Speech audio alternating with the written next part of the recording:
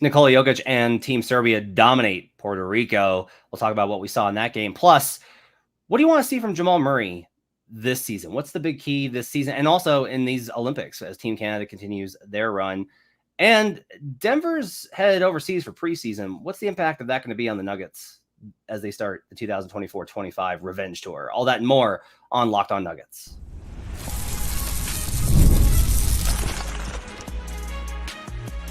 You are Locked On Nuggets, your daily Denver Nuggets podcast. Part of the Locked On Podcast Network, your team every day. Welcome to Locked On Nuggets, your daily Denver Nuggets podcast, part of the Locked On Podcast Network, your team every day. Today's show is brought to you by FanDuel. Make every moment more as the playoffs wind down. The sports stop sportsing like we want them to. But this summer, FanDuel is hooking up all customers with a boost or bonus daily. That's right. There's something for everyone every day, all summer long. Visit FanDuel.com to get started. My name is Matt Moore. I'm the senior NBA writer for the Action Network. I'm joined by Adam Mares, director of content for DNVR. This is World's Finest for you on a Wednesday. On today's show, we'll talk about the Nuggets preseason trip to Abu Dhabi and what that's going to mean for them in the Abu Dhabi games as they take on the Boston Celtics in that matchup. What's the kind of impact going to be on training camp, etc. We'll talk about Jamal Murray and what we're hoping to see from him in Team Canada after what was labeled a little bit of a bounce back, but I didn't see it that way in the previous game for Team Canada as they continue their run for hopefully a medal performance. But we start, Adam, with Nikola Jokic and Team Serbia, who get the win 107-66 versus Puerto Rico. Quite the difference in facing Team USA and Puerto Rico. Nikola Jokic does get the win in this one in dominant fashion. What are your big takeaways from Jokic and Team Serbia? Well, the first takeaway is that Team USA is really good. Serbia, they looked like they had some real weaknesses in the last one going up against Team USA. And then you see them tonight and you go, oh yeah, this is Puerto Rico probably, not about an average, I would say a little maybe slightly below average team in this tournament. So you get to see them against the average, and you just saw how dominant Serbia was. They played an incredibly beautiful brand of basketball like they did against Team USA. I thought transition is unbelievable, how quickly they play. Ball movement in the half court is unbelievable. How many guys are willing and capable of making the extra pass? And then Jokic is just a man on a mission. It's probably my top takeaway is that Jokic is playing these games, even the exhibition games, which we don't always see him do. He's just playing them with a seriousness and an intensity that we don't see out of him all the time. And I'm really curious to hear what you think about that, because this is a game that you can have a letdown coming off the USA, then you play this one. Wasn't the case. They came out here knowing they needed to win by as many as they could, and they won by 41 points. 14 points, 15 boards for Jokic, 9 assists, just one shy of what Harrison Wind found would have been the fourth triple-double in Olympic history. 23 minutes and a plus 16 in those minutes. The question of him playing hard, I think, is really interesting because we had some comments in the chat here at youtube.com/LockedOnNuggets about it. Cedric is saying, he's playing hard. He says, and we need that, but hope the offseason gives him some time to relax. I continue to kind of marvel at the fact that, and so much more about the Serbian kind of mindset and pride and that kind of cultural mindset that's built in than I do, it just seems like every time there's this idea of, man, Jokic has to be tired. Jokic's like, I will show you I'm not tired. I will play harder. Like, no matter how tough it seems, he just always kind of pushes that much harder. And I think it is kind of like pretty awesome just to see there is such a level of pride. And like, Jokic loves Serbia. Like he loves Serbia. And that's very apparent in everything with him, that he has so much national pride. And so the ability to kind of do that. And one of the things that's cool about the Olympics, and this shines through with Olympic basketball when it's not Team USA, is how much that love of country drives performances and how emotional that is for them. Team USA, I think it is emotional. It's just different because of the legacy and the professionalism and the money and everything else that kind of plays into it. It's a different type of dynamic. There's a lot of that, but there is a little bit of a different dynamic of it. And so, I think it's amazing to watch Nikola doing this. It's part of the tapestry of his career. At the same time, I am regardless of how he had played, I was going to be concerned. Like, I'm concerned for him. I'm concerned for Jamal. I'm concerned for Shai Gilgeous-Alexander. I'm concerned for every NBA player that is doing late playoff run into May July training camp for national teams, August heavy basketball schedule, 3 weeks off, and then they're going to be right back in the gyms. That to me is like very concerning, but this is how it is, and you have to choose. And this is definitely worth it for these athletes. And I think it's especially worth it for Nikola. 100%. I mean, you could tell it means a lot to him. The concern part of this is about the time when Yoke, he's over his like athletic prime. I know it's funny to say because he's not the most athletic guy, and it's not like he is on it's not a steep drop off from here. It's a slow drop off, but nonetheless, it is a drop off where you expect the guy as he enters his 30s to need rest a little bit more than he needed it in his 20s, and for fatigue to add up more than it did before. But that being said, this was light work. Jokic was playing really hard today. I mean, he was going all out and giving it his effort, but he played 23 minutes, Matt. And the reason he played 23 minutes is because he dominated those 23 minutes. And it's funny, like you just read the stat line. It doesn't, again, stats never tell the story of him anymore. 14 points, 15 rebounds, 9 assists is an admittedly awesome stat line, but it's also not that crazy. But when you say, oh, it happened in 23 minutes, and oh, by the way, he only missed 2 shots. And those 2 shots, by the way, were a shocker. They were both little bunnies. So he easily could have had even more points than that, but he was just dominant, man. And he does everything. Obviously, this is a level below NBA basketball in terms of talent, different style. But the way he's able to just dominate every single possession is something that is really incredible to watch. But I also wanted to ask you this thing about Jokic. Serbia, while less talented than Team USA or probably even the Denver Nuggets, just when you go through like, okay, are these talent, checking boxes? The way they play together is really special, man. And it's something that as I'm watching them, and some of this is, look, cultural. They've known each other for so long. They're playing for pride. And this is an important they're not playing 82 games. They're playing like 6.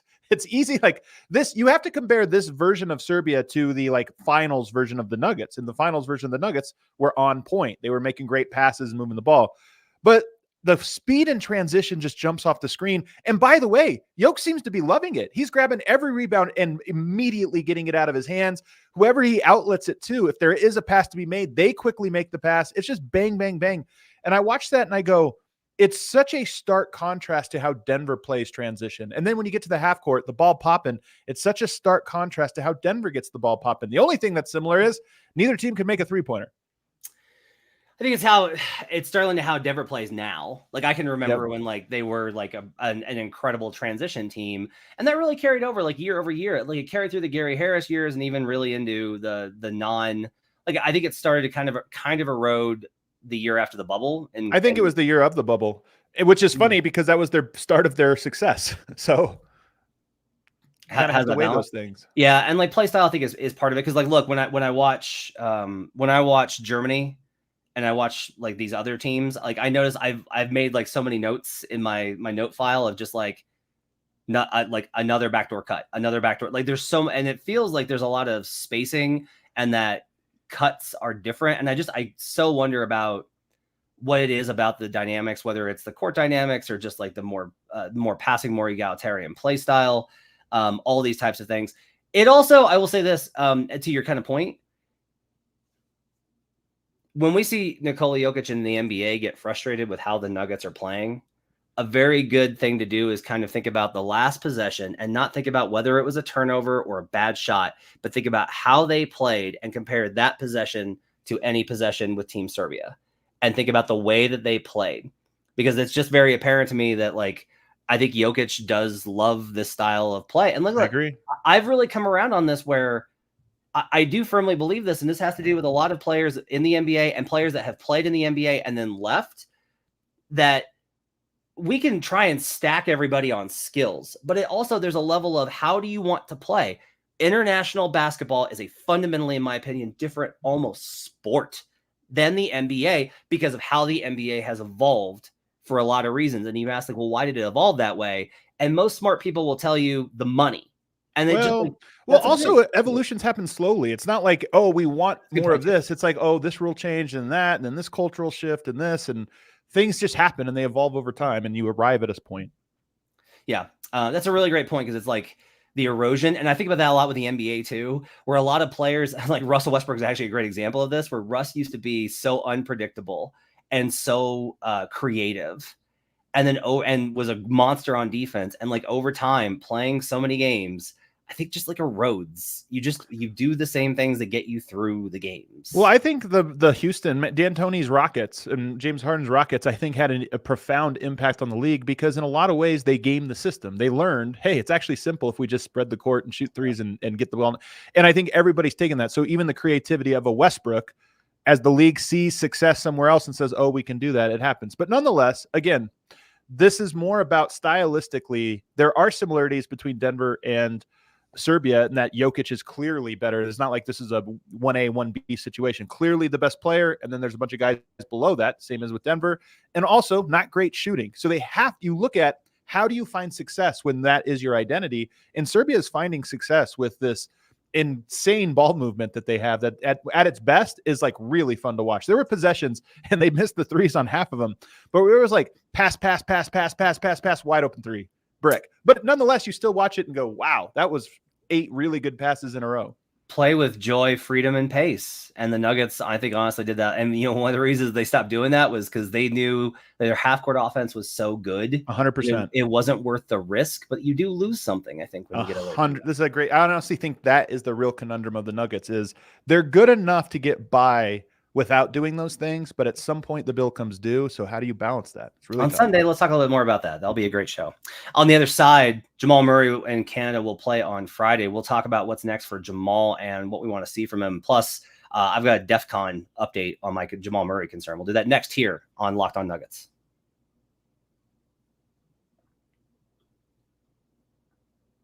Sports are obviously awesome. Lots of them going on right now, and you can get in on all the action at FanDuel. Plus, NFL is right around the corner. I spent most of my vacation looking over NFL magazines and going over the things that I want to bet. I'm very at a parlay on the Detroit Lions. And your poor wife. That was the vacation? No, I meant like at the Airbnb when the kids were resting. No, you picked your spots. I got you. My spot. That's the me time. That's the Matt time, Adam.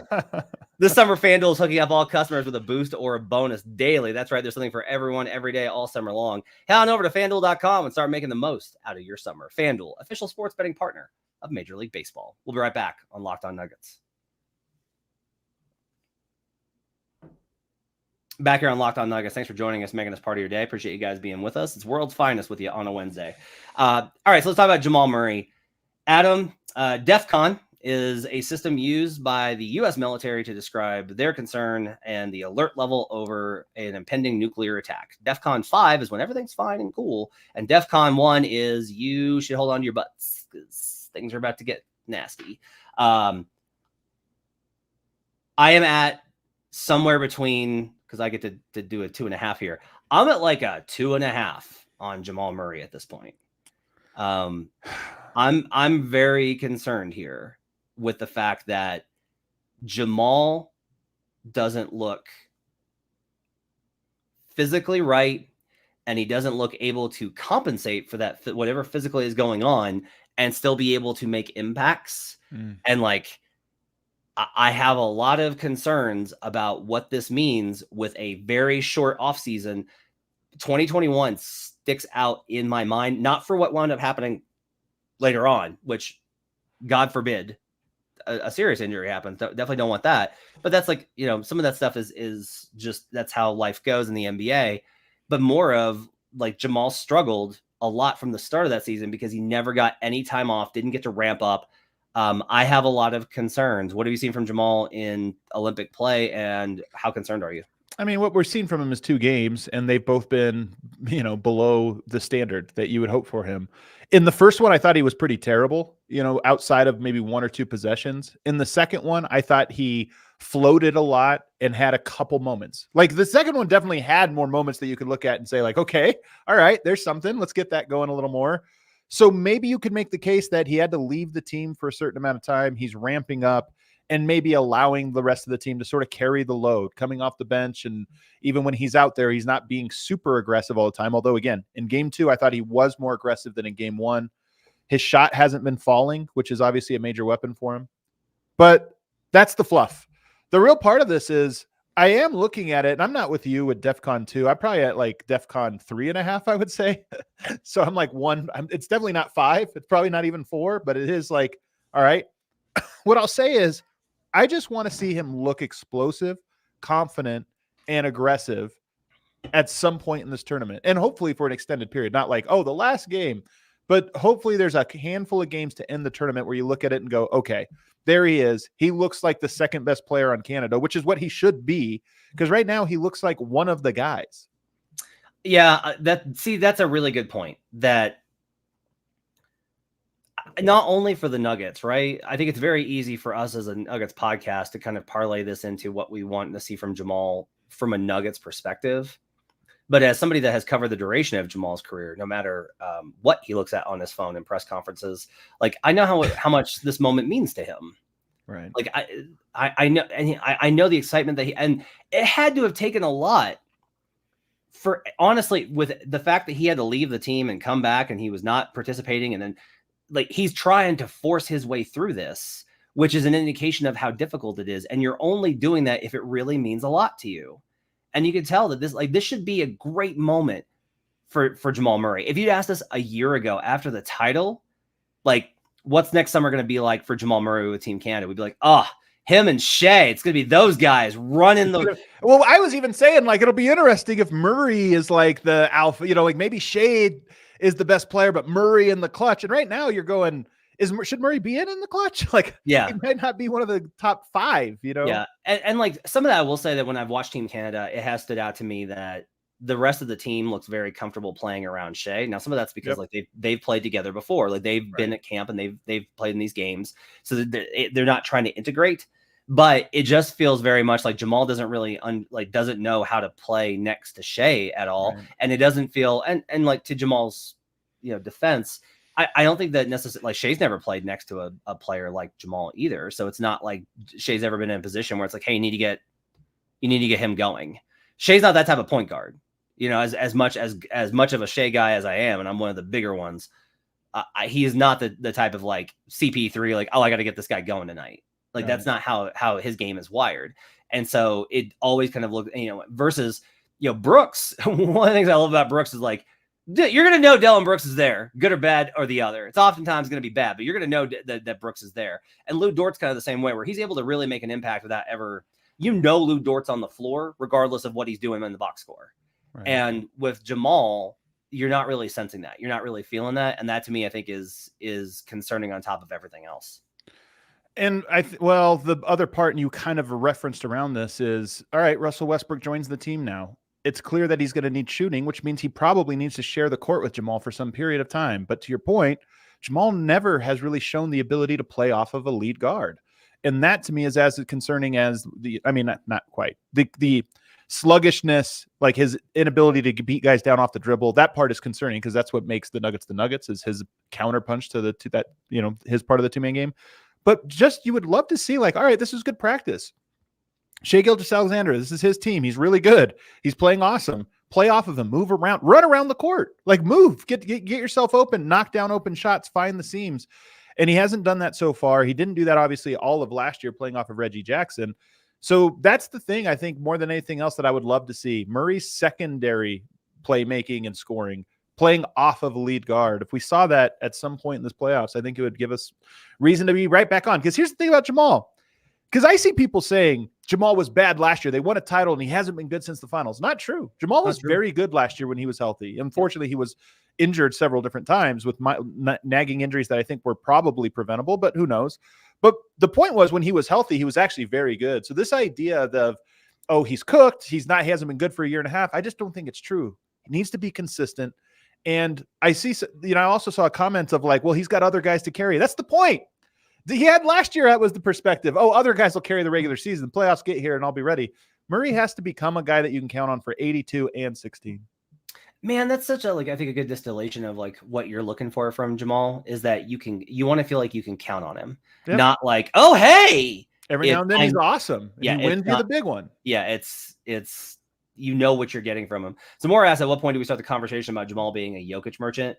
So I would advise you, in defense of, if you want to be fair to Jamal, I would say probably don't go down that road, because Jamal has had to meld his game from the day that he arrived. He is more and more and more, it started slowly, but more and more and more had to tailor his game around Nikola, and he should, right? But if Jamal had gone somewhere else, maybe he looks entirely different. Maybe his career path, maybe it's better, maybe it's worse. But I don't think it's fair to kind of like to look at. I do think that we're maybe underrating a little bit how much everybody molds around Jokic, which is for the best, but what that does to their games, I think is part of the equation here. Well, the other thing is Murray does make winning plays. I mean, he's a great screen center. That's a selfless thing to do, to set a good screen. He does those types of things. Even in the game the other day, made some defensive plays, just did a few things that you go, okay, not every player does that. The problem is, like you said, he needs to pop. He needs to look more athletic. He needs to look quicker. He needs to look more aggressive on offense. And I hope we see it. I mean, the leap he made from game 1 to game 2, while both games I would consider like bad by his standards, the gap he made between those two, if he makes that same gap into game 3, I think it would be probably like an average game. That's how big of a gap it is and how far he has to go. You make 2 of those steps by game 4, you might be going, all right, good game, Jamal. So hopefully that means he is getting his legs under him as he gets acclimated to playing again. On the other side, the Nuggets are headed to Abu Dhabi for preseason, and that's going to change a lot of what they're going to do in terms of their preseason and training camp schedule. We'll talk about the impacts of that and what it means for Denver and their season up here on Locked On Nuggets.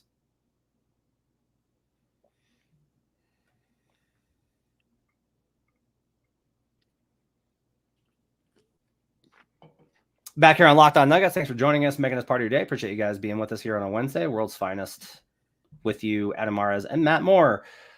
So the Nuggets are headed to Abu Dhabi for preseason. They've been selected for the Abu Dhabi games as the NBA continues to make sure that they can make lots and lots of money as much as they can. They will play the Boston Celtics, which is a fascinating matchup. Last year, the Minnesota Timberwolves and the Dallas Mavericks met in the Abu Dhabi games. You might remember those two teams made the conference finals. So no real way to argue that there's a like sign that going there. The reason I bring that up actually, Adam, is because I have to do so much work on win totals for Action Network. If you go to China for preseason, there is a consistent trend that you go under. And the reason I started noticing it was the Warriors talked about how much it screwed with their training camp because China, due to both its geographical size and the intensity of their love of basketball there, meant that those tours are not short. It's not like, oh, you go over, you play a preseason game and you come back. That's more akin to this, which is like the Nuggets and Celtics are going to go to Abu Dhabi. They'll do like a week of press. They'll play 2 games. They'll come home. That's it. China's like 3 weeks of intense running around, a million on top of, if you're a Nike athlete, it's a whole other thing on top of that. And so it really does disrupt things. However, the Nuggets are going to have training camp in Denver. The Nuggets are going to have a shortened training camp. They will have to leave early for those games. And they're going to, all that time that they will spend traveling or doing media and other things are days that other teams will be spending in camp, in practice, working on things. The Nuggets will be behind when they start the 2024-25 season compared to the other teams, because those other teams will have had more time due to their schedule. Well, not only that, I mean, the Denver Nuggets training camp, I believe, will be in Denver this year, not in San Diego, in large part because of this trip. So you're going to have to be in Denver, where we already know they only have the one court. The reason you go to San Diego, or one of the major reasons every year you go out of state, is because that gives you the opportunity to do, more, to have more courts, have work on different things and spread out. In Denver, you're just not able to do that to the same degree because of that tiny training camp. But also it'll be a stunted one because they got to get on a plane, go all the way across and throw off their biological calendar, clocks, so that they have to acclimate to a new time, play a couple games, avoid injury out there, and then come all the way back. So I do think that this is actually a storyline, because we're already talking about Murray and Jokic playing into the summer. We're already talking about fatigue, and now you're bringing in, this is the least continuity the team has had in a while, bringing in Russell Westbrook, bringing in so many young players now that need to step up, bringing in Dario Saric. There's major things they need to work on, and they're just going to have less time than typical to work on them. So I actually think this is, I don't want to say significant, but it is a storyline. Yeah, there's that part of me that wants to be like, and so the Nuggets will start slow. And then it's like, no, man, like if they get a favorable start to the schedule, they might rip off 15-2 and be fine. Yeah. Like last year it was really funny the way the schedule worked out last year, because the early part of their season was so easy in terms of opponent, but it was so difficult in terms of schedule density. And that's what Malone complained about, night after night after night while saying no complaints. He does say, "Hey, there's no excuses." No excuses. But if you look at the schedule,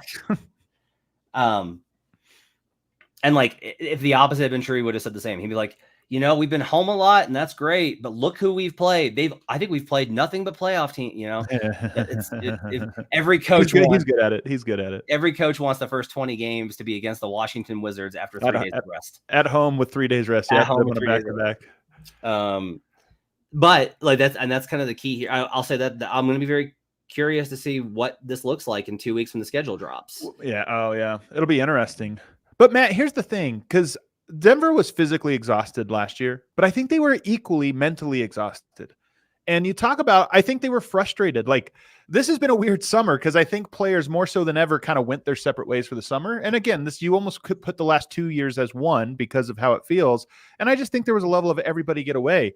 But that also tells you that there was a mental fatigue, an emotional fatigue that happened. And when you talk about, guess what, training camp, which is usually like we all go to San Diego and hang out on the beach and do this or that. Now it's, we're going to fly across the globe, then we're going to fly back, and it's going to be condensed. I just think it starts the season off with a little mental fatigue. So maybe it's a good thing. Maybe it's one of those things where Denver needs it. It's going to be a kick in the pants. It's going to be, hey, this is hard. Remember how hard it is? This is what September looks like this year. I said this on Twitter because I was replying to something about Cam that Swipa said, and I think it is really important. And like, it's okay for smart, reasonable people to disagree on these things. I am just very big on, I don't care how many minutes the starters play. I care about how many games the starters play. I think it's right there. And I'm really worried about Jokic in this regard. Well, you care in terms of like if it was 39, 40 minutes, but 34 to 32 is the same to you. Yeah. You almost have to count minutes in like bunches of 5 or something. Yeah. Where it's like, if you play 29 minutes and you play 34 minutes, from talking to the players and the sense I've kind of gotten is you really, because people, we see the game, we talk about the game, we experience the games. That's the whole thing is the games. It's sport. It's games. You get to the arena in the morning. Yeah, you do all that. You have to warm up. So you have to have some treatment done in the morning. It's 2 hours. It's basically 2 hours. Yeah, it's 2 hours. Ramp up. You have to go home. You have to take a nap. You do whatever. Then you have to come back. Then you have treatment. Then you have to get dressed. Then you have to do warm up. Then you have to come back in, game plan, warm up again, layup line, play the game, post game treatment, then go home. And with flights on top of it. So a lot of this for me is just about, you can play them. If Jokic plays 29 minutes, but if he plays 77 games again, I would be concerned. I would be. And you have to find, and this is what's really concerning to me about the changes with CB going in the starting lineup and everything else, which is like, this better work, man. And you better find some ways to win games without Jokic, and you better find some ways to win games when you're missing 2 starters. Like, and you will. That's the thing with the NBA is like, everyone acts like, oh, well, you're missing 3 starters, and I'm like, you know how many nights I see teams win when they're missing 3? It's crazy because the NBA schedule is that long and that messy. But you better be able to do it, and that's where this gets really dicey. But you also just have to accept, hey, if we don't win 50 games, that's okay. If we don't get a 3 seed or a 1 seed, especially, that's okay. Because that was the mistake that was made last year, was like they caught themselves in, well, we're this close. I do think that was a lot of it, Adam, was they were like, it's a month. We can get through this. It's March 1st. We just got to make it to April 1st. And then the last 2 weeks are usually nothing. It wasn't this year because that's how tough it was. But like, you talk yourself into like, we can push for a couple more weeks. And you have to be like, no. Like, I've got to miss games in February, March, and April so that I'm ready when the playoffs start. You have to do that. And you got to do that with not only Jokic, but you got to do that with Aaron. And like Swipa said that he was like, well, I think that Jamal needs to play more. And I'm like, he needs to play more games. So I kind of argued against it. And he needs to play 59 games. I get your assertion of the only way for him to get in shape is playing. No, it has nothing to do with that. It's responsibility to the team. Like, This is the thing. Like, this is where we really disagree, Matt. There's a responsibility that you owe to your teammates of like, hey, this is why I think the meme that went around outside of whatever toxicity or what have you was so damning, was because it actually observed what was the biggest thing about Murray. He's resting while his teammates are running themselves ragged throughout the course of the year and eventually out of steam. And that's just not fair. It's the same as, obviously working with colleagues. We all have worked with colleagues who don't pull their own weight. Yeah. And it's draining, in addition to like, now you have to pick up their weight, but now it's also draining emotionally of well, that guy, like, why isn't he doing it? And then when you're making a max contract and you're the guy that gets the accolades alongside of Jokic for all those things, it's a responsibility that you owe. And yes, does it optimize for human performance? No, but this is a marathon. Part of it is marathons don't optimize for human performance. It's a lot about will. It's a lot about what you owe your teammates, and he owes them, in my opinion. So I don't disagree on any of that, actually. I do really believe in the what you owe to the team. Like, I really do believe in that stuff. I think the question you have to kind of balance there is like, what is the risk allowance for you because it feels almost like a double-edged sword, like a can't win, where it's like, you better play 65 games, 70 games. You better play 70 games. You owe it to the team to play 70 games so that everybody doesn't have to pick up your slack. And then you get to the end and it's like, yeah, he's worn down and banged up and not able to be himself because he played 70 games. This is how I know you don't really believe this, because we always argue about Kawhi Leonard and how like, well, his teams ever win because he feels the way you feel. Like, well, I shouldn't have to. I got to take care of my body. So what's the matter? We got guys that can do that part. You want to know what? There's a compounding interest to this. And I totally agree.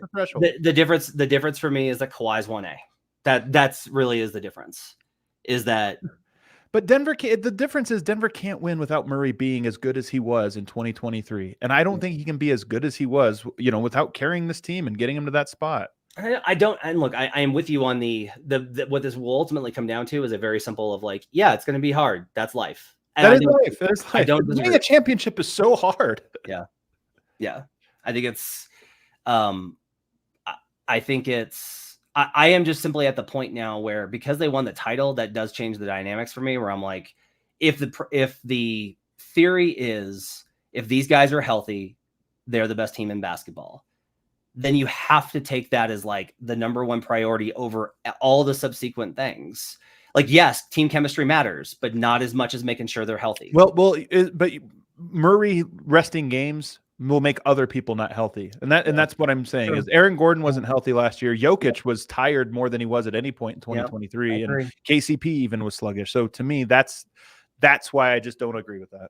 Agree. All right. That's going to do it for Locked On Nuggets. Appreciate you guys being with us. Make sure to check out the show tomorrow. Swipe and I will talk about all things going on with the Olympics, Team USA, everything on Locked On Nuggets tomorrow. Make sure to check out DNVR. We'll see you guys again next time here on Locked On Nuggets.